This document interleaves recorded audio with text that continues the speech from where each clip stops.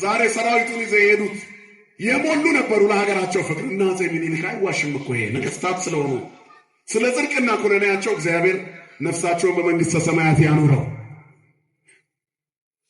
ስለ ታሪክ ማንነት ግን ታቦት ይዞ እስከመሄድ ማሰብ ከዚህ በላይ ቅድስና የለም።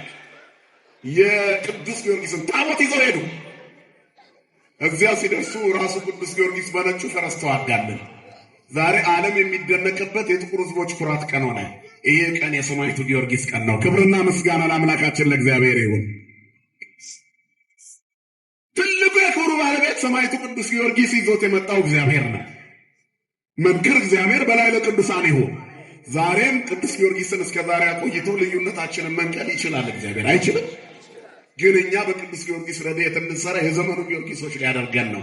እኛ እምቢ አልን። የዘመኑ ዲዮቅልጥያኖሶች ሆነን፣ የዘመኑ ዱዲያኖሶች ሆነን፣ ሰይፍ የምናነሳ ሆነን፣ ከማይተቡ ጀርባ የታጠቅነው ብዙ ነገር አለ። መሳሪያው ሰይፉ። እያማተቡ ጀምረው እየተራገሙ የሚጨርሱ ሰዎች በዙ። ሁሉ ልናገር አለ፣ መልካም ነገር የሚያደርግ ጠፋ። እግዚአብሔር ከሰማይ ወደ ምድር የሰው ልጆችን ተመለከተ አለ። ከመይር አይን መቦጠቢት ዘያስቶ ለእግዚአብሔር መልካም የሚያደርግ ሰው ያይ ዘንድ እግዚአብሔር ከሰማይ ወደ ምድር ተመለከተ። ሁሉ አርአየው ህቡር አለው። ሁሉ በድሏል፣ መልካም ሰው የለም። የሚያብራራ አለ፣ የተብራራ ግን የለም። የሚናገር በስቷል፣ የሚነገር ታሪክ ያለው ግን የለም። አንደበት አለ፣ ህይወት ግን የለም። ሰዎች ሁሉ ከታቦቱ ጀርባ ነበሩ።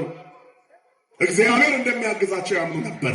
ዛሬም ጸበላችንን መጥተው እንደሚጠመቁትና ከደዌ ሥጋ እንደሚፈወሱት ሁሉ ያኔም አድዋ ላይ ሲወጡ አይ ታቦት መጥቷል፣ የኛ ሃይማኖት አይደለም አላሉ። የክርስቲያኖች አምላክ ስሙን ብንቀይረው የኛው አምላክ ነው ብለው ተከተሉ። ስለዚህ የሰማይና የምድር ፈጣሪ ስሙ ይቀያየር እንጂ ያው እግዚአብሔር ነው። ስሙ የተመሰገነ ይሁን። በዶግማ ትምህርታችንና በሥርዓት አምልኳችን አንድ ነን እያልኩ አይደለም። ልብ አድርጉ፣ የእናንተ ነገር አይታወቅም። ሹልክ ብላችሁ እንዳትሄዱ። ተለማማጭ የበዛበት ዘመን ላይ አንድ ነን እያለ በምግቡም በምኑም መዋሃድ ጀምሯል። አንድ አይደለንም። የዚህ የታላቁ ካቴድራል ዋና አስተዳዳሪ፣ የወንጌል አርበኛ፣ የሕዝብ እረኛ፣ ክቡራን መምህራን፣ ሰባኪያን፣ ዘማሪያን በዚህ ከሰማዕቱ ከቅዱስ ጊዮርጊስ በረከት ለማግኘት ቅዱሱን ወንጌል ለመስማት በማለዳ ገስግሳችሁ በእግዚአብሔር ቤት በመቅደሱ የተሰበሰባችሁ ምዕመናን፣ ምዕመናት፣ አባቶች፣ እናቶች፣ ወንድሞች፣ እህቶች፣ ሕፃናት እስከ ሞት ድረስ በወደደን በመድኃኒተ ዓለም በኢየሱስ ክርስቶስ ፍጹም ፍቅር እንደምን አደራችሁ? እንደምን አረፈዳችሁ? እንደምን ቆያችሁ? ለባህሪው ሽረት ለመንግስቱን መልፈት የሌለበት የዘመን ዘመናት ባለቤት የጨለማችን ብርሃን የሞታችን ትንሣኤና የትንሣኤያችን ቦግ ከሞት ወደ ሕይወት ከርክሰት ወደ ቅድስና ያሸጋገረን የደከመው ጉልበታችንን በፍቅሩ ያደሰልን ዘወትር የሚራራልን አባት ድካማችንን የሚረዳ እስራታችንን የሚፈታ ስብራታችንን የሚጠግን ፍቅሩ ከእናት ልጅ በላይ ውድ የሆነ መድኃኒተ ዓለም ኢየሱስ ክርስቶስ ስሙ ለዘላለም የተመሰገነ ይሁን። ለዓለም መዝሙር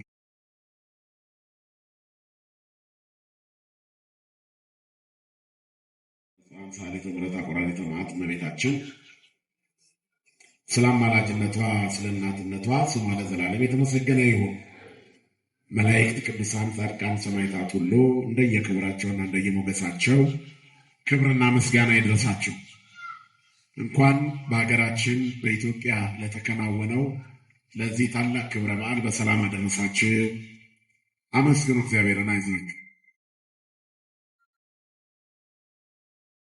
ከምድር የሚደግፈን የሚረዳን በሌለበት ጊዜ ከሰማይ በነጩ ፈረስ መጥቶ እግዚአብሔርን ለሚፈሩ ሕዝቦች ታቦቱ ሕጉን ይዘው ለወጡ ራሳቸውን ለመከላከል ለቆሙ በዘመናዊ መሳሪያ ሳይሆን በመንፈሳዊ ኃይል ሰዎች እግዚአብሔርን ከያዙ ሁሉን ድል ማድረግ እንደሚችሉ ላየነበት ለዚህ ቀን ሰማዕቱ በነጩ ፈረስ ለኛ ለታገለበት ለዚህ ቀን እንኳን አደረሳችሁ።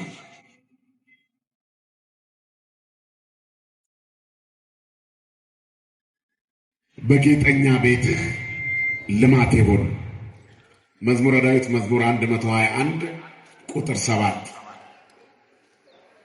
እንደ እግዚአብሔር መልካም ፈቃድ ለተወሰኑ ደቂቃዎች የምንነጋገረው በዚህ ዙሪያ ነው። ወትፍሲት ውስተ ማይፈደክ በዲከ ይላል የግዕዙ ክፍል።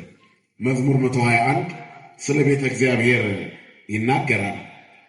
በእግዚአብሔር ቤት መከናወን ስለሚገባው ነገር ከመቅደሱ እስከ ማደሪያው፣ ከማደሪያው እስከ መገለጫው፣ ከመገለጫው እስከ ክብሩ ማሳያ፣ ከክብሩ ማሳያ እስከ መንግስቱ መውረሻ ያለውን መንፈሳዊ ሂደት ያሳያል። በቤተ እግዚአብሔር አድርጎ ቤተ እግዚአብሔር የሚለው ቃል በምን እንደሚተረጎም ስለምናውቅ በትምህርቱ ውስጥ እንማረዋለን። የእግዚአብሔር ቤት ወይንም ቤተ ክርስቲያን ማደሪያዋ የራሷ የሆነ ቁመና አላት። በስጋዊው ሲታይ ህንፃው አለ፣ ምእመኑ አለ፣ ህብረቱ አለ። በመንፈሳዊ ቁመና ሲታይ ደግሞ እነዚህ አሁን የጠቀስናቸው በሙሉ እግዚአብሔር በላያቸው ላይ ተገልጦ ሲታይ መፈራትና ግርማ፣ መንግስቱን መውረሻና ዘላለማዊነት አለ። ህንፃው ለሰው ታነጸ፣ ሰው ደግሞ በአንድነት ለሰማይ ተዘጋጀ። እኛ የምንኖረው ሰማይ ነው፣ ምድር ላይ አይደለም። ይሄ ዓለም ለጊዜው የምንታይበት እንጂ የሚያኖረን ዓለም አይደለም። ሰው ብዙ በማይኖርባት ምድር ላይ ሲታገል ምንም ሳይሰራ ያልፋል። ወደዚህ ዓለም የመጣነው እግዚአብሔር በእኛ ህይወት ዓላማ ስላለው 20 ዓመት ኑር፣ 30፣ 80 ኑር፣ 90 ሊሰራብህ ስለፈለገ ነው እግዚአብሔር የሚያቆየ። አሁን የምንኖረው ያላለቀ ስራ በምድር ላይ ስላለ ነው እንጂ እዚህ ስለምንቆይ አይደለም። ስለዚህ ይህ ዓለም የምንቆይበት ወይንም የምንታይበት እንጂ የሚያኖረን ዓለም አይደለም። የኛ ዓለም ሌላ ነው፣ ሀገራችንም ሌላ ነው፣ ሐሳባችንም ሰማያዊ ነው፣ ክብራችንም ሰማያዊ ነው። ህይወታችን መንፈሳዊ ማደሪያው፣ መጨረሻ ላይ መግቢያችን የእግዚአብሔር መንግስት ነው። ሰው የተፈጠረው እግዚአብሔርን ለማመስገንና ክብሩን ለመውረስ ነው። ቢሆንም ሲፈጠርም እንዲሁ አልተፈጠረም። ግሩምና ድንቅ ሆኖ ነው የተፈጠረው፣ እንዲያመሰግነው ነው። አሁን ሰው በግድ እንዲያመሰግነው ስላልፈጠረው እግዚአብሔር የፈለገ ያመሰግነዋል፣ ያመሰገነውን ይባርከዋል። እግዚአብሔር አምላኩ ያደረገው ሰው ብፁዕ ይባላል። ብፁዕ ሕዝብ ዘእግዚአብሔር አምላኩ ነው። የሚያመሰግነው ሕዝብ ብፁዕ ይባላል። ብፁዕ ሕዝብ ዘያምር የብቦ እግዚአብሔር አምላኩ የሆነለት ሕዝብ ምስጉን ነው። እግዚአብሔርን ማመስገን የሚያውቅም ምስጉን ነው። ሰው ሁሉ እኮ ምስጉን ነበር። በባህሪው ሰው ቅዱስ ነበር ሲፈጠር። ምክንያቱም ከስጋው ጋር የማትሞት የማትበሰብት ሕያዊት ልባዊት ነባቢት ነፍስ በውስጡ አለች። ያቺ ደግሞ የእግዚአብሔር ትንፋሽ ናት፣ የእግዚአብሔር እስትንፋስ ናት። አሁን የምንጠየቀው እኮ ከእግዚአብሔር የተቀበልነውን በአደራ መያዝ ሲያቅተን፣ ከእግዚአብሔር የተቀበልነውን በአደራ ስንይዘው እንባረካለን። ነፍስ የራሳችን አይደለችም፣ ከስጋ ጋር የማትሞት ሰው ሲፈጠር ሰው ነው። ሰውነቱ ግን ምሉእ ያልሆነበት ምክንያት የእግዚአብሔር እስትንፋስ በአፍንጫ ውስጥ አልተባለም። ስጋና ነፍስ ብቻ ነበረ፣ ወይንም ደመ ነፍስ። ሕያው አልነበረም ሰው። እግዚአብሔር ሰውን ከምድር አፈር ሰራው ይላል። ሰው ተሰራ፣ ሙሉ ሰው አልሆነም። ሕያው ነፍስ ያለው አልሆነም ነበረ። ስለዚህ ሰው ሶስትነት እንዲኖረው አደረገ። ስጋ፣ ነፍስና መንፈስ። መንፈስ የምትባላች ዘላለማዊት ሕያዊት ለባዊት ነባቢት ነፍስ ራሽናል ሶል። ያኛው ግን ደመ ነፍስ ነው። በነፍስ ደመ ነፍስ አኒማል ሶል እንስሳትም ላይ አለ፣ ቬጂቴቲቭ ሶል አትክልትም ላይ አለ። አትክልቶች ያድጋሉ፣ ይተነፍሳሉ እንላለን። እንስሳትን ያድጋሉ፣ ይተነፍሳሉ። ሰው ግን እንዲህ አይደለም፣ ሕያውና ዘላለማዊ ነው። ስለዚህ በአፍንጫው የሕይወት እስትንፋስ ያለበት ሰው ሶስትነት ያለው ሆነ። ምሉ ሕያው ነፍስ ያለው ሆነ። ከእግዚአብሔር ነው ያገኛት፣ በተውሶ ነው የተቀበላት። ሊንከባከባት ግድ አለ። ነፍስ በስጋ ውስጥ ነው ያለችው፣ በስጋ ማህደርነት ትንቀሳቀሳለች። ስለዚህ የስጋና የነፍስ ሙግት አንዳንድ በቅዱሳት መጻሕፍት ይገለጣል። ለምን ትቴክዚ ነፍሴ ወለምን ታውክኒ፣ ነፍሴ ወይ ስለምን ታውኪኛለሽ፣ ስለምን ታስጨንቅኛለሽ? የስጋና የነፍስ ሙግት ነው። በዓለም መድኃኒት በመድኃኒቱ አምላክ በእግዚአብሔር ታመኚ መድኃኔ ገጽዮ አምላኬ እመኒ በእግዚአብሔር ከመገን ይፎቱ፣ በእግዚአብሔር እመኚ ታመኚ የዓለም መድኃኒት በሆነው ይላል። ስለ ነፍሱማ ወደ እግዚአብሔር ለመሄድ እንደናፈቀችም ይናገራል። በስጋና ነፍስ ውህደት ውስጥ ነፍስ ወደ እግዚአብሔር መሄድ እንዳለባት ጸማት ነፍሴ አብ አምላኬ ሕያው፣ ነፍሴ ወደ ሕያው አምላክ ተጠማች ይላል። ማእዜ እበስ ወእሬ ገጾ ለአምላኬ፣ መቼ እነሳለሁ የአምላኬን ፊት መቼ አያለሁ ይላል። ነፍስ መሄድ ትናፍቃለች፣ ወደ ቤቷ መግባት። እረፍቷ እግዚአብሔር ዘንድ ነው። ግብኢ ነፍሴ ውስተ ዕረፍትኪ፣ ነፍሴ ወይ ወደ ዕረፍትሽ ተንከራተተች። ይህ ዓለም መንከራተቻ ነው። መኖር ውሸት ነው። እውነተኛው ማንነት ከሞት በኋላ ያለው ነው። መኖር እውነት ቢሆን ኖሮ የፊት መጨማደድ፣ የቆዳ መሸብሸብ ባልኖረ ነበር። ባለ ትክክለኛ መልክ ሰው አይቆይም። ለዚህ ነው መታወቂያ በየጊዜው ቀይሩ ምንባለው። እኛ ስለምንቀያየር ነው እንጂ ጠንከር ባለ ካርድ ለዕድሜ ልክ በተሰራ ነበር። ግን አይደለም። እንደተወለደ ባለ መልኩ ያለ ሰው የለም። በዚህ ዓለም ላይ እያደግን በሄድን ቁጥር እየተሰናበትን እንሄዳለን ምድሪቱ። በሰማይ ግን እርጅና የለም። በዚያ ባለው ሀገራችን አዲስ ሆነን ነው የምንኖረው። በደስታ ለምልመን ነው የምንኖረው። ፈክተን ነው የምንኖረው። የፊት መጨማደድ የለም፣ እርጅና የለም፣ የጉልበት መላላት የለም፣ የክንድ መዛል የለም። በፈካ ፊት በንጉሱ ዙፋን ከቅዱሳን መላእክት ጋር እያመሰገንን እንኖራለን። ለዚያ ክብር ያብቃን መድኃኔዓለም። ስለዚህ እዚያ ነው ሀገራችን። ነፍሳችን ተወርሶ ናት። መክብብ 3 ላይ ለሁሉም ጊዜ ያለው ይላል። መክብብ 12 ላይ ይቅርታ፣ መክብብ 12 ላይ የጭንቀት ቀን ሳይመጣ በጉብዝና ወራት ፈጣሪን አስብ፣ ደስ አያሰኙም የምትላቸው ቀናት ሳይመጡ፣ ፀሐይና ጨረቃ ከዋክብት ብርሃናቸውን ሳይነፍኩ፣ እንዲህ እያለ ነፍስም ይላል ወደ ባለቤቷ ወደ እግዚአብሔር ተመልሳ ሳትሄድ። የነፍሳችን ባለቤቷ ማን ነው? እንደምን አደራችሁ? ማን ነው ባለቤቷ? የነፍሳችን እግዚአብሔር ነው። ትሄዳለች። የት ነው ያስቀመጥ? ትጠየቂያለሽ። አይሽ እንጠየቃለን። የት ነው ያስቀመጥካት? እስካሁን ተስፋዋ ማን ነበር በምድር ላይ ያለች? ስለዚህ የሁል ጊዜ ክርስቲያን አዋጅ እግዚአብሔር በሕይወቱ እንዲከብር፣ እግዚአብሔር በሕይወቱ እንዲነግስ፣ እግዚአብሔር በሕይወቱ እንዲገለጥ፣ መንፈሳዊነቱ እንዳይላላ፣ ስጋዊነቱ እንዳያሸንፈው ሁሌ በየቀኑ በትግል ነው የሚኖረው። ክርስትና በትግል መኖር ነው። ክርስቲያን የሚታገል ነገር ግን የማይሸነፍ ሁልጊዜ በድል የሚኖር ያ እንዲሆን መላ ሰውነትን በመንከባከብ ወደ እግዚአብሔር መንግስት መናፈቅ ያስፈልጋል ማለት ነው። መልማት አለብን። ለዚህ ነው መዝሙረኛው ዳዊት በጌጠኛ ቤትህ ልማት ይሆናል። ክቡር በሆነው በሰው ሰውነት ላይ እግዚአብሔር ብቻ ይገለጥ። የእኛ ልማት እግዚአብሔር ነው። ስለ ጃምባና መኮትኮሻ አይደለም የማወራው። እሱ ተበልቶ ያልቃል፣ ተቆፍሮ ተዘርቶ የሚበላው ያልቃል። እንደውም አሁን እኮ ምድር ላይ ከመብላት አለመብላት የተሻለ እንደሆነ ምርምር ተጀምሯል። በቃ አሁን የሚነገረው ይሄ ነው። እንደውም ሰሞኑን የሆኑ ሰውዬ ኖቤል ተሸለሙ። ምክንያቱም ምግብ አለመብላት መጾም የሚያስገኘውን ስጋዊ በረከት ተባለ። እኛ ለሰማይ መጾም ከጀመርን ቆይተናል። እግዚአብሔር ጾማችንን ይቀበልልን። ሳይንስ እስኪያረጋግጥላቸው ጠብቀው ዳይት ውስጥ የገቡ ሰዎች አሉ። ባለማይጠብ ነን ይላሉ። እነሱም የመቃብር ቦታ ያጣብባሉ። ክርስቲያን ከምግብ ጋር ራሱን የሚጠብቀው ከሰውነቱን በመለካት ነው። እግዚአብሔር በእኔ ሕይወት ውስጥ አለ ወይ? ልማት ላይ ነኝ? ጥፋት ላይ? ቅድስና ላይ ነኝ? ርኩሰት ላይ? ተንኮል ላይ ነኝ ወይስ ርኅራኄ ላይ? ጨካኝ ነኝ ወይስ ደግ ነኝ? ንፉግ ነኝ ወይስ ሰጪ ነኝ? እግዚአብሔርነት ወይስ ሰይጣንነት? ስጋዊነት ወይስ መንፈሳዊነት? ደግነት ወይስ ክፋት? መዝሙር ወይስ ዘፈን? ለእግዚአብሔር መገዛት ወይስ ለዓለም መገዛት? ናፍቆቴ ምቀኝነት ወይስ ፍቅር? የትኛው ነው በእኔ ውስጥ ያለው? እየለካ ክርስቲያን በቀን የተወሰነ ደቂቃና ሰከንድ ሰውነቱን የሚለካና ራሱን የሚመዝን መሆን አለበት። ሚዛን፣ መንፈሳዊ ሚዛን። እግዚአብሔር በዓይኖቹ ሁሉን ያያል፣ ክፎችና ደጎችን ይመለከታል። በልባችን ያለውን ተንኮል እግዚአብሔር ያውቃል፣ ደግነታችንንም ያውቃል። ስለዚህ በዚህ ውስጥ እግዚአብሔር ከኔ ጋር አለው ይለው ያ ራሱን እየለካ ነው ክርስቲያን የሚጾመው። ምክንያቱም ሰውነቱ መልማት አለበት፣ ለእግዚአብሔር የተመቸ መሆን አለበት። እግዚአብሔርን ማምለኩን በሕይወቱ ማሳየት አለበት። ያን ጊዜ እግዚአብሔር በሕይወቱ ይገለጣል፣ ከእሱ ጋር ይሆናል አምላኩ።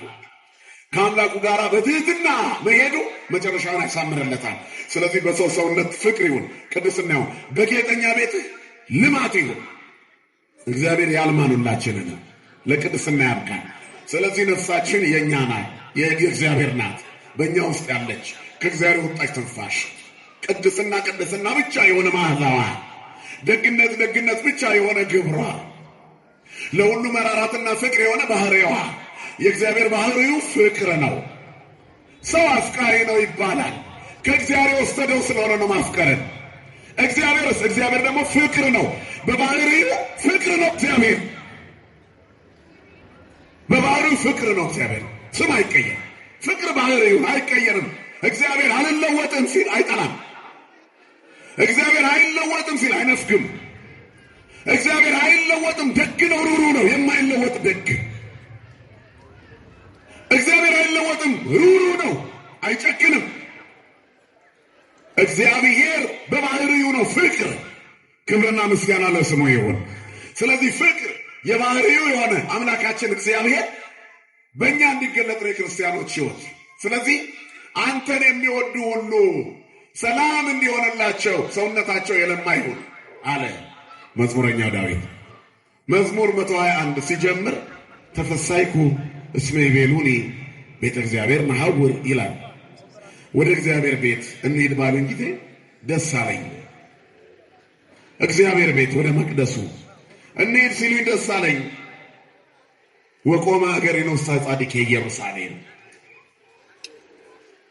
ኢየሩሳሌም ሆይ እግሮቻችን በአደባባይሽ መጀመሪያ እግዚአብሔር ቤት እንሂድ ሲሉኝ ደስ አለኛል።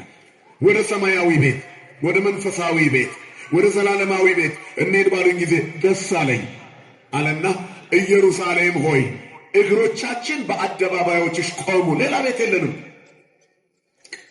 እግሮቻችን እንዲቆሙ የተፈቀደበት አደባባይ የእግዚአብሔር አደባባይ ነው። ኢየሩሳሌም ማለት የሰላም ከተማ ነው። ኢየሩሳሌም የሰላም ከተማ፣ ኢየሩሳሌም የሰላም ከተማ። በአደባባይሽ ለሰላም ቆምን፣ ስለ ፍቅር ቆምን፣ ስለ አንድነት ቆምን፣ ስለ ሕይወት ቆምን። እግዚአብሔር ቆመናችንን ያስተካክልልን። ኢየሩሳሌምማ እንደተገጠገጠ ከተማ ተሰርታለች። አንድ አይነት ስሪት ያላት ናት ቤተ ክርስቲያን ሲል ነው። ቤተ ክርስቲያን እንደተገጠገጠ ከተማ ተሰርታለች። አንድ አይነት ስሪት ነው ያላት። ልዩነት የላት። ጎጠኝነት አይለያት፣ ተንኮል አይለያት፣ ገንዘብ ወዳድነት አይለያት፣ ዘረኝነት አይለያት። አንድ ናት። የተለያየን ህዝቦች ነን። አሁን ሙሉ ነን በቤተ መቅደሱ። ለምን? ኢየሩሳሌማዊ ስንሆን አንድ አይነት እንሆናለን። አንድ አይነት ነው። እዚህ ታክሲ ይዘን ቦሌ ለመሳፈር ስንገባ ሹፌሩን ብሔሩን አንጠይቀውም፣ ተሳፋሪዎቹንም አናያቸውም። ጥልቅ ነው። ቦሌ ሲል ሮጠ ትገባል። አማራውም፣ ኦሮሞውም፣ ጉራጌውም፣ ቻይናም ካለ ቻይና፣ አፍጋኒስታን ካለ እዚህ ሀገር ያለው ሮጦ ይገባል። ሁሉም ይሳፈራል። የሁሉም ዓላማ አንድ ነው፣ ቦሌ መድረስ። እግዚአብሔር ቤትም ስንመጣ እንደዚህ ነው። አንድ አይነት ነው ሐሳባችን። አንድ አይነት ይሁን በጌጠኛ ቤትህ መንግሥተ ሰማያት ለመውረስ ነው። ስለዚህ ዘር፣ ብሔር፣ ኪስ፣ ሀብት፣ ቦርጭ አይታይም። መኪና አይታይም። ጎማ፣ እነዚህ ሁሉ ተራግፎ የሚቀሩ ናቸው። ስጋ ራሱ አይታይም። ማበጠር መኳኳል ብቻ እሱ ራሱ አይታይ፣ ይበሰብሳል። ስለዚህ የሚታየው ማናት? ነፍስ ደግሞ ዘር የላት፣ ሀብት የላት፣ ብሔር የላት፣ ውፍረት የላት፣ ሳይዝ የላት። ሚዛኗ እግዚአብሔር ነው። ልኬቷ እግዚአብሔር ነው። መለያዋ እግዚአብሔር ነው። መታያዋ እግዚአብሔር ነው። አይኖቻችንን ያብራልን መድኃኔዓለም። ይህን ማየት ስላቃተን ነው አሁን መከራ ውስጥ ያለ ነው። ዛሬ ደስ የሚል በዓል ነው የምናከብረው እንደ ኢትዮጵያ ስናስብ፣ ግን ሁላችንም ነን አይደለንም። በዓሉ የምንናከስበትና የምንባላበት ሆነ። ለምን ይመስላችኋል? እንክርዳዱን ጠላት ስለዘራብን። በጋራ አንድ ላይ ቆመን ጊዮርጊስ አንድ ስለሆንን ከኛ ጋር የቆመበት በዓል እንዳይከበር በመንፈሳዊው በስጋዊው እንክርዳድ ተዘራበት። በዚህ ምክንያት እንደ ሀገር በስጋት የምናሳልፈው ቀን ሆነ። ያው የደስታ ቀን ከመቶ ምናምን ዓመት በላይ የተደሰትንበት በዓል ነገ እኮ ሊረበሽ ይችላል ብለን የምንፈራበት በዓል ሆነ። እግዚአብሔር የተሻለ ነገር ያምጣልን። ስለዚህ ይሄ ሁሉ ለምን መጣ? ጥፋት ሰውነታችን ውስጥ ስላለ፣ የተዘራውን እንክርዳድ ለይተን የምናይበት ስክነት ስለሌለን። ስለዚህ አሁን ልማት ያስፈልጋል ማለት ነው። የሰውነት ልማት። ይሄ ሳምንት እግዚአብሔር እየጠፋ ላለው መቅደስ ወደ ልማት እንዲመለስ ቆሻሻውን ያራገፈበት ሳምንት ነው። መቅደሱን ያጸዳበት ሳምንት፣ የዐቢይ ጾም 3ኛ ሳምንት። ስለዚህ ይነገራል ሰዎች ለእግዚአብሔር የተመቻቸ ቁመና ላይ እንዲቆሙ በሕንፃው አስታኮ በሰዎች ሰውነት ላይ ያሳየው ትልቅ ክብር ስለመሰራት ይህንን የተናገሩ የዳዊትን መልእክት ይኸው እኮ ነው። ወደታችን ወተዚያነው ዳና አለ ኢየሩሳሌም ወፍስሐሆሙ ለእለ ያፈቅሩ ስመከ ይኩን ሰላም በኃይልከ። ስለ ኢየሩሳሌም ሰላምን ለምኑ። አንተን ለሚወዱ ሁሉ ደስታ ይሁን፣ በኃይል ሰላም ይሁን። ወትፍሥሕት ውስተ ማእፈደ ክበዲከ፣ በጌጠኛው በተዋበው ቤት ደስታ ይላል። አማርኛው ልማት ይለዋል። ደስታ ልማት ነው። ልማት ደስታ ነው። ፍጻሜያችንን ያበጀልን መድኃኔዓለም በእንተ አኀወየ ወቢጽየ ይትናገሩ ሰላም በእንቲአኪ ስለ ወንድሞቼና ስለ እህቶቼ ስለ ባልንጀሮቼና ስለ ዘወገኖቼ ስለ ሁሉም በውስጧ ስለሚኖሩ ስለ ባልንጀሮቼና ስለ ወንድሞቼ በውስጧ ሆኖ ሰላምሽን ብቻ እንዲናገሩ የቤተ ክርስቲያን መዓዛዋ ሰላም ብቻ እንዲሆን ዘረኝነት አጀንዳዋ እንዳይሆን ገንዘብ ወዳድነት አጀንዳዋ እንዳይሆን ስርቆት አጀንዳዋ እንዳይሆን ልዩነት አጀንዳዋ እንዳይሆን ጎጥ አጀንዳዋ እንዳይሆን ልማት ይሁን ልማት ይሁን። እግዚአብሔር ያልማን። ማን ያልማን? እግዚአብሔር ያልማን። ራሱን የሚያይ ሰው የጠፋበት ዘመን ላይ እኮ ስላለ ነው። ዳዊት በምትፈርሰዋ መቅደስ የራሱንም ሰውነት አየ። ከዛም በኋላ መቅደሷ ልማት ይሽተታል። ወበእንተ ቤተ እግዚአብሔር አምላኬ ሐሰስኩ ሰናይተክ ስለ አምላኬ ስለ እግዚአብሔር ቤት መልካምነትሽን ለመንኩት። ዓለም በብዙ ነገር ስትጎተጉተን ስታስጨንቀን፣ ፖለቲካው፣ ረሃቡ፣ ፍትህ ማጣቱ፣ ችግሩ፣ እነዚህ ሁሉ ጎጠኝነቱ፣ ልዩነቱ፣ አለመስማማቱ እያስጨነቀን እዚህ ስንደርስ ተመሳሳይ ነገር ካገኘን የታለ እግዚአብሔር ጌጠኛ ቤት? በሰው ሰውነት የታለ ልማት? በታቦቱ ላይ የታለ ቅድስና ልማት? በቅዳሴው ላይ የታለ ውጤት? በማህሌቱ ላይ የታለ ውጤት? ሰዓታቱ መቼ ነው ሰማይ ቀዶ የሚገባው? መቼ ነው የእግዚአብሔር የፍቅር ዝናብ ሀገራችን ላይ የሚዘንበው? መቼ ነው እንደ ድሮ የምንሆነው? እግዚአብሔር በጌጠኛ ቤት ልማት ይሁን ብለን ስንለምነው ነው። ነቢዩ ዳንኤልም ስለዚህ ነገር ተናግሮ ነበር። ባንዶ ትንቢተ ዳንኤል ምዕራፍ 10 ምዕራፍ 9 ቁጥር 17 ይቅርታ። አብርህ ገጽ እግዚኦ አብርህ ገጽከ ላዕለ መቅደስከ ይላል። አቤቱ በመቅደስ ላይ በፈረሰው መቅደስ ዘተመዝበረ በእንቲአከ ስለ አንተ ስትል በፈረሰው መቅደስ ላይ ፊትህን ግለጥ ይላል። ምርኮኛው ዳንኤል እኮ ነው። ኢየሩሳሌም ፈርሳ ቅጥሮቿ ተጥሰው ተነቃቅለው ጎበዞቿ ታስረው ወደ ባቢሎን ሄዱ። አትፈርስም ያሏት የሰላም ከተማ በቅድስና ትኖራለች፣ እንዲሁ ነው የምትቀጥለው የቃል ኪዳን ናት ያሏት ከተማዋ ማለት እነሱ መሆናቸውን ዘንግተው ከነ ኃጢአታቸው መኖር ሲጀምሩ ሕዝቅኤልም ተነሳ እረፉ አለ። ኤርምያስም ለፋ። ዳንኤል ገና ታስረው ከተወሰኑት ነቢያት መካከል እንደ አንዱ ሆነ። ነቢየ እግዚአብሔር ኤርምያስም ሁሉም ጽፈዋል። መጨረሻ ላይ ዳንኤል ምዕራፍ 9 ላይ ሲደርስ ጸሎቱን ጀመረ። እኛ በድለናል፣ አጥፍተናል። ሀገራችን ሰላም ያልሆነችው ምርኮኛነት የበዛው ለዚህ ነው። ሰላም ያጣነው ለዚህ ነው። እስራት የበዛው ለዚህ ነው። እንግልት የበዛው ስደተኞች የሆነው ለዚህ ነው። ጌታ ሆይ ፊትህን አብራ አለ። እግዚአብሔር ፊቱን ያብራብን ሁላችንም ላይ። ልባችን ሌላ ነው የሚያስበው እዚች ሀገር ላይ ተቀምጠን። ዓለም ደግሞ ስለዚች ሀገር በታሪክ ብዙ ነገር ያስባል። ምን የከለከለን ይመስላችኋል? በውስጣችን የጎደለ ነገር ስላለ አይደል ወገኖቼ? ስለዚህ ያኔ በነጩ ፈረስ ጠላትን የተዋጋው ጊዮርጊስ ዛሬ ደግሞ በእኛ ውስጥ ያለውን ጸላዔ ሰናያት ይዋጋልን። እንዳንስማማ ያደረገን፣ በሚታወቅ ታሪክ ውስጥ አንድ እንዳንሆን ያደረገን፣ ለሽንፈታቸው ቅዱስ ጊዮርጊስ እንዳገዛቸው ጣሊያኖቹ አምነዋል። እኛ ግን ማመን አቃተን። ስለዚህ በጋራ አይደለም እናከብር በዓሉ። በነጮቹ ታሪክ ላይ የተጻፈው እንኳን የሆነ ደስ ሌላ ነገር የሚጨምርልን የመሰላቸው ሰዎች እንዲጠፋ ፈለጉ። ዓለም ለረጅም ዘመናት ሲናገሩ የመጣውን ከነሱ ጋር በነጩ ፈረስ እየተሰወረን ያጠቃ የሚደነቅ ግርማ ያለው ተብሎ የተነገረለት ሰማዕቱ ጊዮርጊስ ነው። ክብርና ምስጋና ለስሙ ይሁን። ይሄ እንኳን እንደ ጥፋት ተቆጥሮብናል። እንዲነገር አይፈለግም እንጂ ይሄ እኮ በቂ ኩራት ነው፣ በቂ ክብር እኮ ነው። ግን አንድ የሚያደርገን ነገር ጠፋ። ስለዚህ እግዚአብሔር በሀገራችን ሰላሙን ያምጣልን። የጻድቁ አቡነ ተክለ ሃይማኖት በሰማይ ሄዶ ከመላእክቱ ጋር ማጠን ለእኛ ላማኞቹ ብቻ አይደለም፣ ኢትዮጵያዊ ነኝ ለሚለው ሁሉ ኩራት ነው። በምድር የሚኖር ኢትዮጵያዊ ሰማይ ላይ ካሉት መላእክት ጋር ጽና እንዲይዝ ከዕዝራው አርባዕቱ ካህናተ ሰማይ ጋር መንበረ ልዑልን እንዲያጥን የተፈቀደለት ሰው የተወለደበት ሀገር ላይ ነው የተወለድኩት ማለት ለክርስቲያን ብቻ ሳይሆን ለአንድ እስላም ራሱ ኩራት ነው። የግድ ክርስቲያን መሆን አይጠበቅበትም እንዲህ ካሰበ። ስለዚህ የዛሬው ድል የጊዮርጊስ ማገዝ ክብሩ ለሁሉም ነው፣ ለሁሉም መሆን።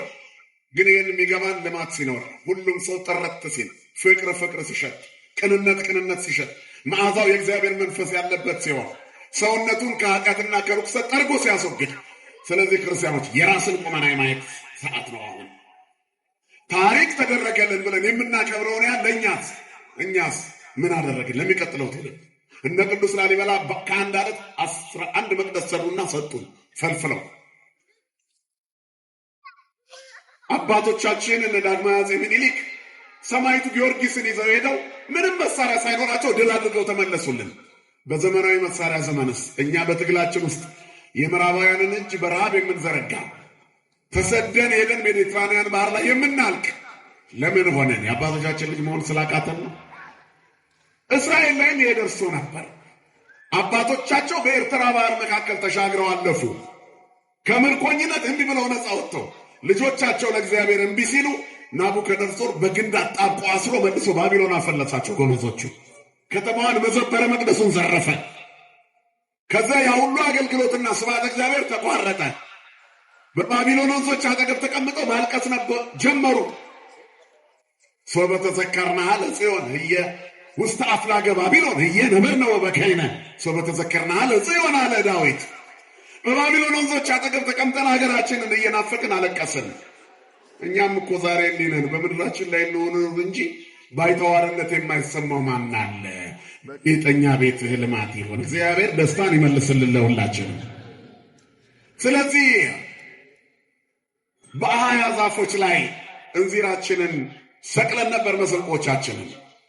ዘምሩልን አሉን። እንዴት እንዘምር አሉ። አፋችን ተጣብቋል፣ ጉሮሯችን ደርቋል፣ የሀገር ናፍቆት አሰቃይቶናል፣ የጥንቱ ታሪክ በእኛ ዘንድ አልገለጥ ብሏል አሉ። እንዴት እንዘምር? በነጩ ፈረስ ላይ ተቀምጦ ጠላትን ከድንበር የመለሰው ጊዮርጊስ ዛሬ ፍጡነ ረድኤት 7ቴም 9 የምንደግም አልመጣ ብሎናል። ለምን? የት ይምጣ? ውስጣችን እሱን ለመቀበል ዝግጁ አይደለም። እግዚአብሔር ስጠን እንለዋለን፣ እጃችን ግን አልተዘረጋም። ስለ ፍቅር እንናገራለን፣ ጥላቻ ከውስጣችን አልወጣም። የት ይምጣ ሰማዕቱ ጊዮርጊስ? ና በፈረስ እንለዋለን፣ ፀሐይ ዘለዳ ኮከብ ዘለዳ ና ጊዮርጊስ እንላለን። ዘለዳ ንጉሥ የልዳው ኮከብና የልዳው ፀሐይና እንለዋለን። የት ይምጣ? ሲመጣ በሃይማኖት የጠነከረ በምግባር የበረታ ከዘረኝነት የተወገደ ስለ ቅድስና የቆመ መንፈስ የለንም። ቡድንና አንድነታችን በጎጥ ነው። አንድ ላይ ጠረጴዛ ላይ ቁጭ ያሉ ሰዎች ካየን እንኳን የአንድ ሀገር ሰዎች ናቸው። በሃይማኖት ውስጥ እንኳን ይሄ ነገር አልጠፋ ብሏል። እንዲህ አይነት እሾህ ውስጥ ተቀምጠን እንዴት እንለማለን? በጌጠኛ ቤት ልማት ይሁን፣ አንድነት፣ ፍቅር፣ መተሳሰብ ይሁን፣ ዘረኝነት ይነቀል። እግዚአብሔር ይንቀልልን ይሄንን። ስለዚህ ነገር ነው የተናገረው። ኢየሩሳሌም የተሰራች ናት፣ ቤተ ክርስቲያን የተሰራች ናት። ለማ ለሁሉም አንድ ሆና የተሰራች። የሆነ ቤተሰብ ብቻ መጥቶ ያመስግነኝ አላለም እግዚአብሔር። ለሁሉ ነው የተሰጠው። በእግዚአብሔር ቸርነት የተሰበሰበው አበባ ለአሕዛብ ሁሉ ነው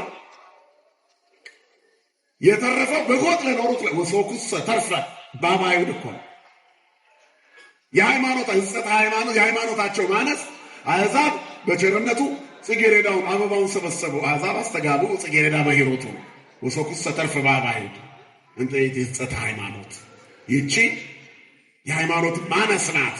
ዘረኞች ጎጠኞች ሆነው ከቤታችን ከሀብታም ይወለዳል ብለው መድኃኒቱን ቢጠብቁት አሕዛብ ግን ሰበሰቡት። ዳኑ።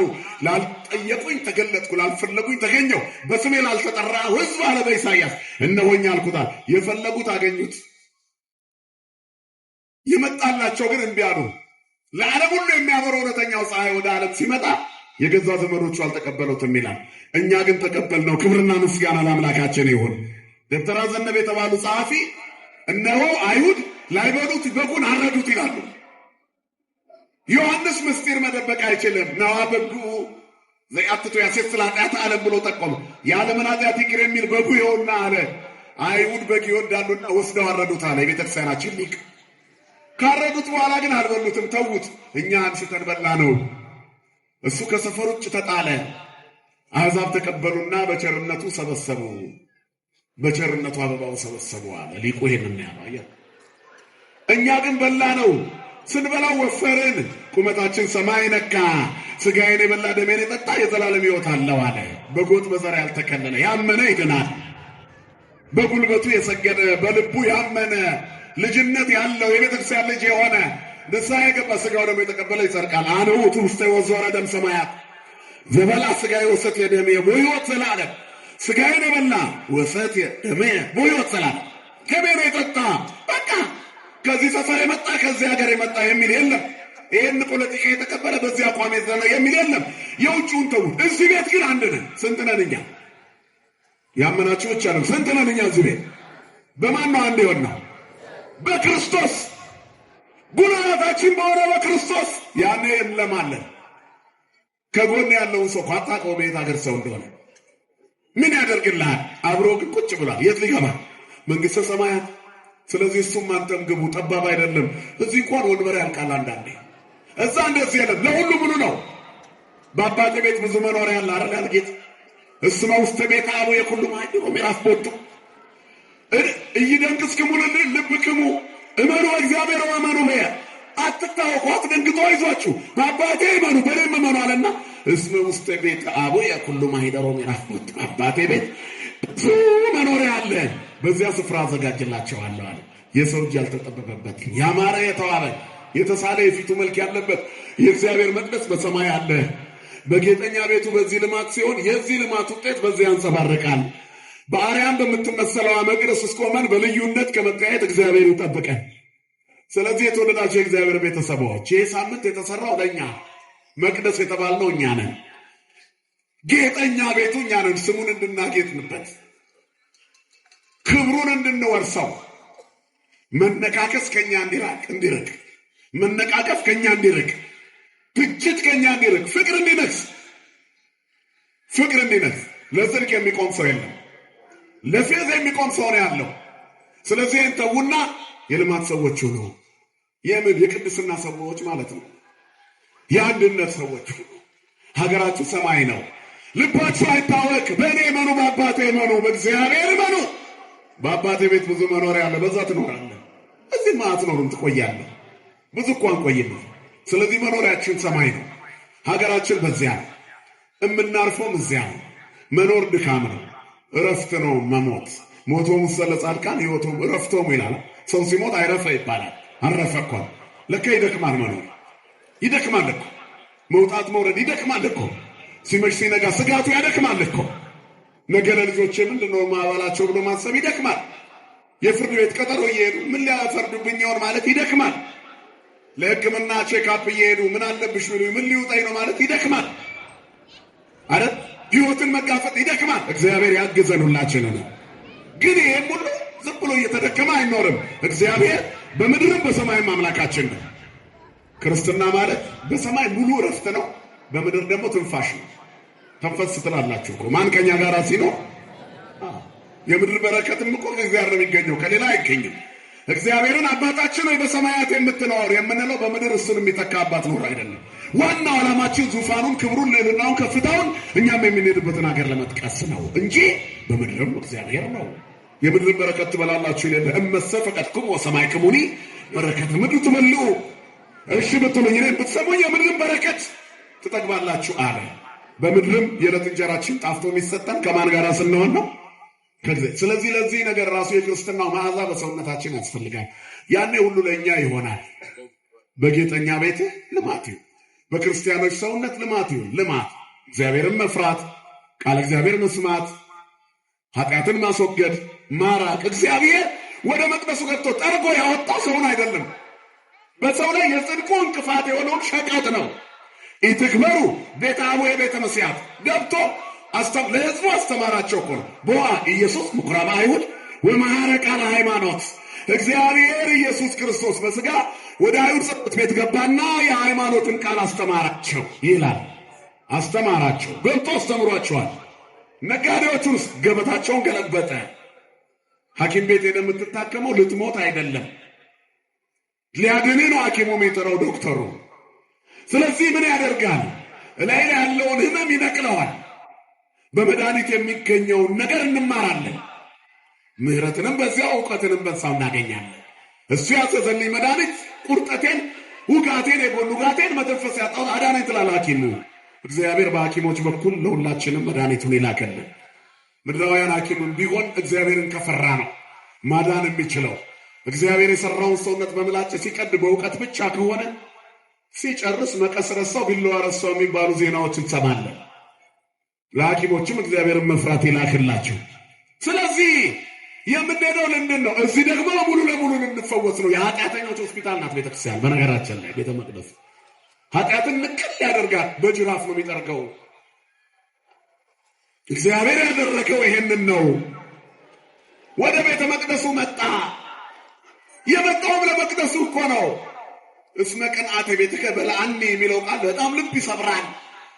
የቤት ቅናት በላኝ አለ ዳዊት። ይሄ ተፈጸመ ይላል እኮ ዮሐንስ ወንጌል ምዕራፍ 2 ላይ ያንን የለዋጮችን ገበታ ከገለበጠ በኋላ አውጹ አስስሉ ዘንተ እምዘ፣ ይሄንን ከዚህ አውጡና አስወግዱ። ይትግበሩ ቤተ አቡየ ቤተ መስያት፣ የአባቴን ቤት የንግድ ቤት አታድርጉት። ቤቴ ቤተ ጸሎት ይሰመይ። ቤቴ የጸሎት ቤት ነው፣ የልማት ቤት ነው። ቤቴ ጌጠኛ ቤት ነው። የተነገረው በትፍሲት ውስጥ ማይፈለክ በዲቄ ነው። በጌጠኛ ቤት ደስታ ይሁን ነው፣ ንግድ ይሁን አልተባለም። ክቡር ሰውነት ሸቀጥ አይሁን ሲል ነው ቤት የኛ ሰውነት። ስለዚህ የዚህ ቤት ቅናት በልቶት ወደዚህ መጣ። ቅናት በላው። በሞት ሰው መኪና በላው፣ ውሃ በላው፣ እሳት በላው ይባል የለ። የእኛን ጌታ ደግሞ ፍቅር በላው መስቀል ላይ። የቤት ቅናት በልታኝ ስለኛ ሞተ። ግን ደስ የሚለው ሰይጣን እንዳይበላን ሞታችንን ካሳ አደረገው በሱ ሞት። ከዚያስ እኛ በበደል እሱ ክሶ ሞቶ አልቀረም። በትንሣኤው ክብርን አሳየን። ክብርና ምስጋና ለስሙ ይሁን። የቤተ ቅናት በልታኛለች የሚለው ትንቢት ተፈጸመ ከሚለው ገጽ ሐረግ በታች አይሁድ በምን ስልጣን ይህን ታደርጋለህ፣ መቅደሳችንን ለምን ታደርጋለህ ቢሉት ምንድን ነው ያላቸው? መቅደሱን አፍርሱት በሦስተኛው ቀን አስነሳው። ስለ ሰውነቱ መቅደስ የቤቱ ቅናት በልቶታልና መጣ። የሚበላ ሊወር እኮ ነው። ሞት በልቶ አላስቀረውም እሱን። እኛንም በልተን እንዳንቀር ለተበሉት ሊበላ፣ ሞት ለተፈረደባቸው ሊሞትላቸው እግዚአብሔር በሥጋ ተገለጠ። ከዚያ የሚበላ እንጀራ ሆነ። እግዚአብሔር እንጀራ ሆኖ ተበላ። ስለ ቤቱ ቅናት የሕይወት እንጀራ ሆነ። አነ ውእቱ ውስተ ወረደም ሰማያት አለ። ከሰማያት የወረደ የሕይወት እንጀራ እኔ ነኝ። ሥጋዬን የበላ ደሜን የጠጣ ንገሩኝ እስኪ ሁላችሁም ንገሩኝ። አያችሁ እንዲህ ነው። በቃ የሚበላ ሆነና መጣ። ሰው አትብላ ሲባል ካልበላው ብሎ ሲበላ እግዚአብሔር መብላት ይወዳል ልጅ ብሎ ለወደቀው ሰው ወድቆ ሊበላለት መጣ። እግዚአብሔር መጣ፣ የሚበላ ሆነ። የቤቱ ቅናት ተበላ። የቤቱ ቅናት በላው። ቅናት የኔና እናንተ የመውደቃችን ቅናት፣ የመታሰራችን ቅናት፣ በዲያብሎስ የመውደቃችን ቅናት ፍቅር ሳበው ለወልድ ነው። ከታላቅ መንበሩ ሳበው እስከ ሞት አደረሰው ፍቅር። ስለዚህ መጣ እግዚአብሔር ሊሞትልን፣ ካሳ ሊሆነን። መብላት የለመደውን ሰው መብላት ስለሚወድ ነው የበላው ብሎ እንግዲያው ሲብላይ ብሎ መጣ። አሁን ደግሞ አንበላም ሥጋው ደግሞ ብለን መከራችንን አየን። ስለዚህ ጌጠኛው የእግዚአብሔር ቤት ጥፋት ሆኗል። በሥጋው ደግሞ እንመላለስ፣ ዘረኝነት ከኛ ይወገዳል። ምቀኝነት፣ ክፋት፣ ተንኮል፣ ኃጢአት፣ መጠላለፍ፣ ርኩሰት፣ ስም አጥፊነት፣ ሐሜትና ተንኮል ይሄ ከደይራቅ እንላለን እኮ። ሥጋው ደግሞ ይለውጣል እኮ። እናንተ ብንመለስ በሕይወት እንኖራለን። የሟችን ሞት አልፈቅድም፣ ይፈቅድ ሞቶ ለኃጥእ የኃጢአተኛውን ሞት አልፈቅድም ይላል ሕዝቅኤል 18:32። ስለዚህ አለ ተመለሱና በሕይወት ኑሩ። ሁሉን ቻይ ሁሉን አዋቂ እግዚአብሔር የሟችን ሞት አልፈቅድም አለ። ማን ነው ሟች? ሟች ብሎ ሞት እንዴት ይባላል? ከሞተ ሞተ። ሟች እንዲሞት አልፈቅድም ምን ማለት? ወደ ሞት እየሄደ ሰው ያለ ሰው ወደ ሕይወት እንዲመለስ ፈቅዳለሁ። ከእግዚአብሔር እቅፍ የራቀ ሰው ርቆ እንዲቀር አልፈልግም።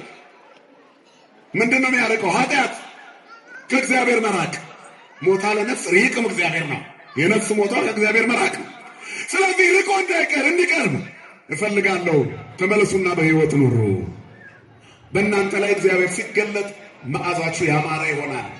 በእግዚአብሔር ጌጠኛ ቤት የክርስቲያኖች ሰውነት ናት።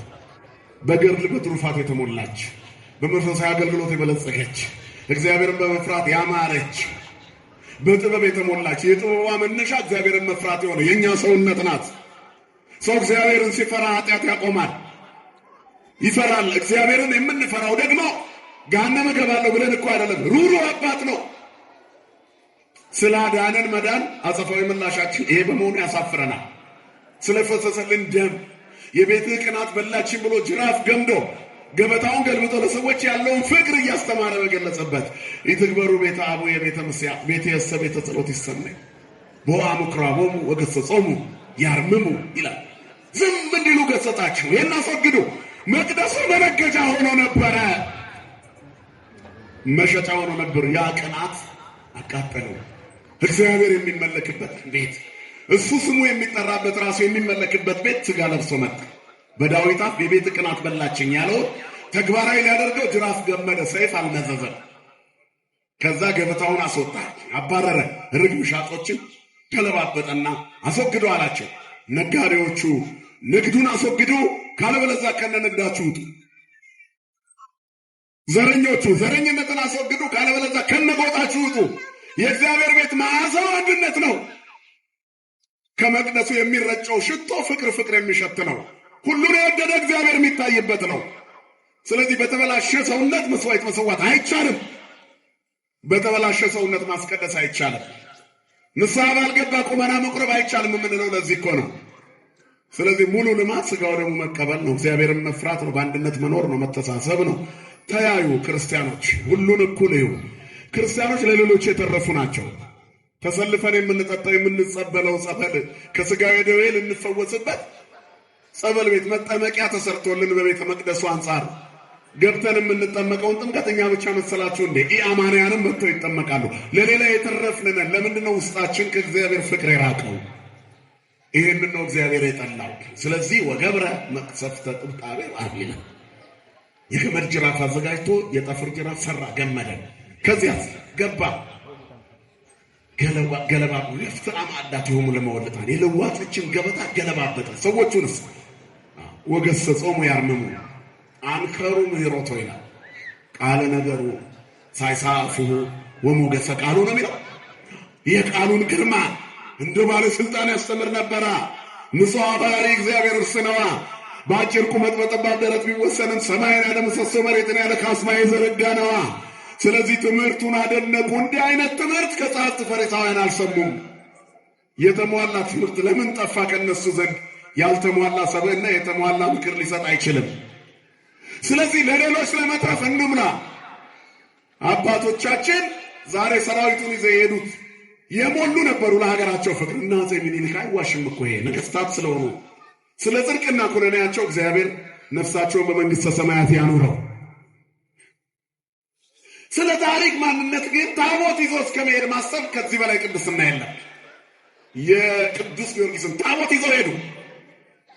እዚያ ሲደርሱ ራሱ ቅዱስ ጊዮርጊስ በነጩ ፈረስ ተዋጋለን። ዛሬ ዓለም የሚደነቅበት የጥቁር ሕዝቦች ኩራት ቀን ሆነ።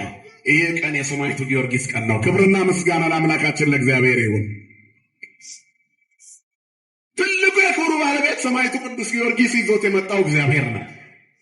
መንክር እግዚአብሔር በላይ ለቅዱሳን ይሁን። ዛሬም ቅዱስ ጊዮርጊስን እስከ ዛሬ አቆይቶ ልዩነታችንን መንቀል ይችላል። እግዚአብሔር አይችልም? ግን እኛ በቅዱስ ጊዮርጊስ ረድኤት እንሰራ የዘመኑ ጊዮርጊሶች ሊያደርገን ነው። እኛ እምቢ አለ።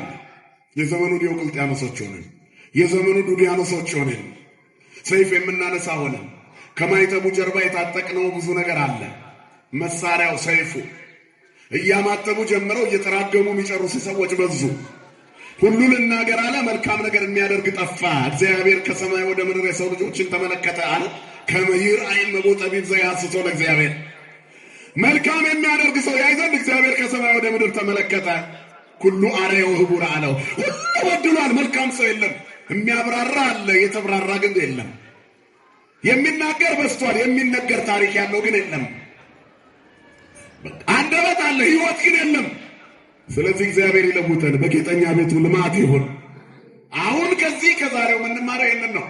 አባቶቻችን አንድ ሆነው ታቦቱን ይዘው ሄዱ። ታቦቱ ሲሄድ የዘመኑ የታሪክ አዋቂ ነን ባዮች እያቆሸሹ አስቸገሩን እንጂ የዛ ዘመን የታቦቱ ክብር ሁሉም ኢአማንያን የሆኑ ሰዎች ሁሉ ከታቦቱ ጀርባ ነበሩ። እግዚአብሔር እንደሚያግዛቸው ያምኑ ነበር። ዛሬም ጸበላችንን መጥተው እንደሚጠመቁትና ከደዌ ሥጋ እንደሚፈወሱት ሁሉ ያኔም አድዋ ላይ ሲወጡ አይ ታቦት መጥቷል፣ የኛ ሃይማኖት አይደለም አላሉም። የክርስቲያኖች አምላክ ስሙን ብንቀይረው የኛው አምላክ ነው ብለው ተከተሉ። ስለዚህ የሰማይና የምድር ፈጣሪ ስሙ ይቀያየር እንጂ ያው እግዚአብሔር ነው። ስሙ የተመሰገነ ይሁን። በዶግማ ትምህርታችንና በሥርዓተ አምልኳችን አንድ ነን እያልኩ አይደለም። ልብ አድርጉ። የእናንተ ነገር አይታወቅም። ሹልክ ብላችሁ እንዳትሄዱ። ተለማማጭ የበዛበት ዘመን ላይ አንድ ነን እያለ በምግቡም በምኑም መዋሃድ ጀምሯል። አንድ አይደለንም። በሚመች አካሄድ ነው አንድ የምንሆነው። ሃይማኖታችን የጠራች ናት፣ ንጽሕት ናት። እልዋኑ ሃይማኖትን አንደግፍም። የሌሎችን እምነት አንነካ። ግን የኛ ሃይማኖት የጠራ እንደሆነ እናምናለን አናምንም? ለምን በሕይወት አናንጸባርቀውም? በሕይወት ይታይ። በጌጠኛ ቤቱ ልማት ይሆናል። እናለማለን። በጸበላችን ፈውሰናቸው ተጠምቀው እዚህ የዳኑ ብዙ አሉ። በንጹህ ሕይወታችን ማከን ክርስቲያን ያደረግናቸው አሉ። ደጋጎቹ አባቶች አረጋውያኑ ሁሉን እኩል መውደዳቸው አባቴ የእርሱ አምላክ አምላኬ፣ የእርሱ ሕይወት ሕይወቴ፣ የእርሱ ሃይማኖት ሃይማኖቴ ይሁን ብለው የተጠመቁትን ሰዎች አሉ እዚህ ቤተክርስቲያን። ሩት ኑኃሚንን ተከትላ ለምን መጣች? ከሞዓብ ወደ ከነዓን ለምን መጣች? ወደ ቤተልሔም ለምን መጣች? ሀገርሽ ሀገሬ፣ ሕዝብሽ ሕዝቤ፣ ሃይማኖትሽ ሃይማኖቴ ያስባላት የኑኃሚን ስብከቷ ነው? ምዕራፍና ቁጥር ጠቅሳ ነው? አይደለም። ሕይወቷ ደግ ነሽ እንዳንቺ ደግ ሆኜ ልሙት ብላ መጣች። የዳዊት አያት ሆነች። ቦዔዝን አገባች። ኢዮቤድ እሴይን፣ እሴይ ዳዊትን። የዳዊት ልጅ የአብርሃም ልጅ የጌታችን የኢየሱስ ክርስቶስ ታሪክ ላይ ተመዘገበች። ከአሕዛብ ወገን መጣ እኮ ነው። አያችሁ፣ ተመልከቱ። እግዚአብሔር ፀሐይ ነው፣ ለክፉዎች ለደጎች ይበራል። ሙቀቱ የተስማማቸው በእቅፉ ስር ይቀራሉ። ሌባው ምናልባት ቀምሶ ሞላጫው ሊሄድ ይችላል። እኛ በአንድ ቤት ውስጥ አንድ ነን። ማን ስላለ? ከእኛ ጋር እግዚአብሔር ስላለ። ደግ ናቸው የጥንቱ አባቶቻችን፣ ይደነቃሉ። አንድ ላይ ሆነው ቆሙ፣ ድል አደረጉ። የመሳሪያ ጋጋታ ቴክኖሎጂው አይደለም። መርከቡ ከባድ መሳሪያው ሁሉ ነበር በዛ ዘመን። እነዛ ሁሉ ነገሮች ግን የመጡበትን ሰራዊታቸውንና ኃይላቸውን ቢገልጡም ለማሳየት ቢሞክሩም አላሸነፉም። ከኛ ጋር ይሄው ባለ ፈረሱ ነበረ። ስሙ ለዘላለም የተመሰገነ ይሁን። ባለ ነጩ ፈረስ ፍጡነ ረድኤት የተባለ ፈጥኖ ተራዳት ኢትዮጵያን ለጽኑ ወለደኩም ወለነፍሰ ኩሉ ቃው በየትኛውም ዓለም ደረታችንን ነፍተን የምንሄድ ህዝቦች እንድንሆን አደረጉን። ለተከፈለልን ዋጋ ግን እኛ በልማት ውስጥ አይደለንም። እኛ እንናከሳለን ተባልን። የሚያምርብን ይሄ ስላልሆነ የትም ቦታ ላይ ተለያይተን ተሳክቶልን አያውቅም። የኛ ውበታችን እግዚአብሔር ስለሆነ፣ አንድነታችን ጉልላቱ ስር መጠለል ስለሆነ፣ እኛ የእግዚአብሔር ጌጠኛ ቤቶቹ ስለሆንን ልማት ይሁን የተባለው በእኛ ሕይወት ጥፋት አያምርበትም። ክርስቲያን ባለማይተብ ጥፋት አያምርበትም። ባለማይተብ ዘረኝነት አያምርበትም። ባለማይተብ ስስት አያምርበትም። ባለማይተብ ሐሜት አያምርበትም። ባለማይተብ ጥላቻ አያምርበትም። ፍቅር ነው የሚያምርብን፣ አንድነት ነው የሚያምርብን። ስለዚህ እንደው መልክዓ ጊዮርጊስን ስትደግሙ ለደከመውም ለብርቱም የቆመውን ሰማዕት ስሙን እየጠራችሁ እናንተ ደካማውን አትግፉት። ፍጡነ ረድኤት ለጽኑ ወለደኩም ወለነፍሰ ኩሉ ቃው ላለች በምድር ላለች ነፍስ ሁሉ ፍጥር የምትራዳ ተብሏል። ለሁሉ አንተም ለጸናውም ለደከመው ለሁሉም እኩል ደጋፊ መንገድ የጠፋባቸውን አሳይ። ያኔ እግዚአብሔራችን ሰማይ ያሳይሻል። ስሙ የተመሰገነ ይሁን። ያኔ ለማን ማለት ተለወጥን ማለት ነው። ስለዚህ የክርስትና ዓላማው መለወጥ ነው፣ ማማር ነው። ዛሬንም የምናከብረው ለመምሰል ነው አባቶቻችንን። እኛ ሌሎችን ስላሸነፍን አይደለም፣ እግዚአብሔር ስላሸነፈልን ነው። በምን አቅማችን? እይድህን ንጉሥ በበዛ ሰራዊቱ የሚለው በኢትዮጵያውያን ላይ ስለተገለጠ ነው። የተገለጠው አምላክ ከኛ ጋር ይሁን። የሰማዕቱ የቅዱስ ጊዮርጊስ በረከት ይደርብን። በጌጠኛ ቤትህ ልማት ይሁን እንዳለ ዳዊት፣ በክርስቲያኖች ሰውነት አንድነትና ፍቅር መተሳሰብ ይሁን። ሀገራችንን ሰላም ያደርግልን። የጥንቱን የአባቶቻችንን ታሪክ ይመልስልን። በግራም በቀኝም በፊትም በኋላም በአራቱም አቅጣጫ በሰላም ገብተን የምንወጣባት የሰላም አምባ ያደርግልን። በየቦታው እየወደቁ ያሉ ክርስቲያን ወገኖቻችንን እግዚአብሔር ይጠብቅልን። ፍትህ አጥተው በየመቅደሱ እየተደፉ እየታረዱ እየሞቱ ላሉት ክርስቲያን ሰማዕታት እግዚአብሔር ኃይልና ጉልበት ይሆናቸው። የእነሱ በረከት ይደረብን። በጌጠኛ ቤትህ ልማት ይሁን። እግዚአብሔር በነፍስም በሥጋም በቅድስና ያኑረን። ወስብሐት ለእግዚአብሔር።